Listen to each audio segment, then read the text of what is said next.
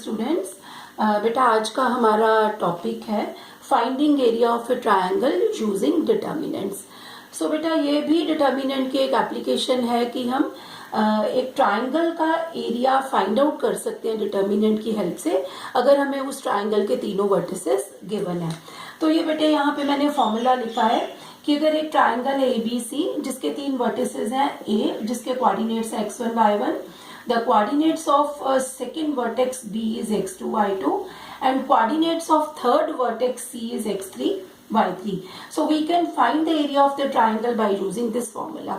इसमें आपने एक डिटर्मिनेंट बना लेना है, जिस डिटर्मिनेंट में फर्स्ट रो क्या होगी, A पॉइंट के कोऑर्डिनेट्स और third element is 1, then second point के coordinates third element is 1 and then C point के coordinates and third element is 1।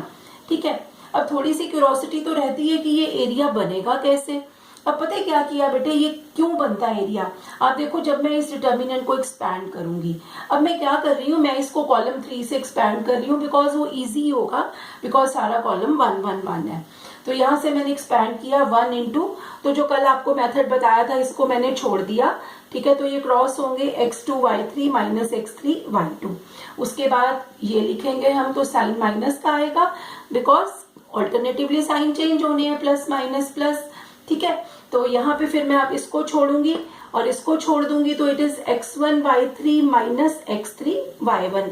Similarly मैं थर्ड एलिमेंट जब लूंगी तो मुझे ये और ये छोड़ देने हैं और मेरा आ जाएगा x1 y2 minus x2 y1। तो बेटे आप एक चीज नोटिस करो, ये किस चीज का बन गया, एक्सपैंड करने के बाद ये किस चीज का फॉर्मूला है। This is the area of triangle. ये आपने 10th क्लास में पढ़ा, 10th क्लास में आप इसी फॉर्मूले से एरिया निकालते थे। तो एक्चुअली ये जो फॉर्मूला है ना, या ये जो रिजल्ट है जो 10th में पढ़ा, वो इस डिटर्मिनेंट की एक्सपेंशन नहीं होती है। तो अब हमने क्या करना है, अब हमने यहाँ पे ये फॉर्मूला याद रखना है कि किसी भी ट्राइंगल का एरिया निकालने के लिए हम ये डिटर्मिनेंट यूज करते हैं। अब बेटे इसी में ये एक और कंसेप्ट है, कोलिनियरिटी ऑफ 3 पॉइंट्स। तो बेटे 3 पॉइंट्स कब कोलिनियर होंगे, जब उनके ट्राइंगल का एरिया 0 हो जाएगा। कि 3 पॉइंट्स एक ही लाइन पे हैं, तो जो ट्राइंगल वो 3 पॉइंट्स बनाएंगे इट्स एरिया इज 0। अब एरिया का फॉर्मूला पुट कर दो, यहाँ पे हाफ को इधर शिफ्ट कर दो। सो ये कंडीशन आ जाती है कोलिनियरिटी की, कि ये डिटर्मिनेंट 0 होता है इफ 3 पॉइंट्स आर कोलिनियर। हाँ बेटा, तो एक एग्जाम्पल इसके डिस्कस कर लेते हैं। मैंने बुक की एग्जाम्पल ही चूज करी है, पेज 122 पे एग्जाम्पल 17। तो डायरेक्ट क्वेश्चन है बेटे, हमें ट्राइंगल का एरिया निकालना है जिसके ये 3 वर्टिसेस हमें गिवन है, A, B एंड C।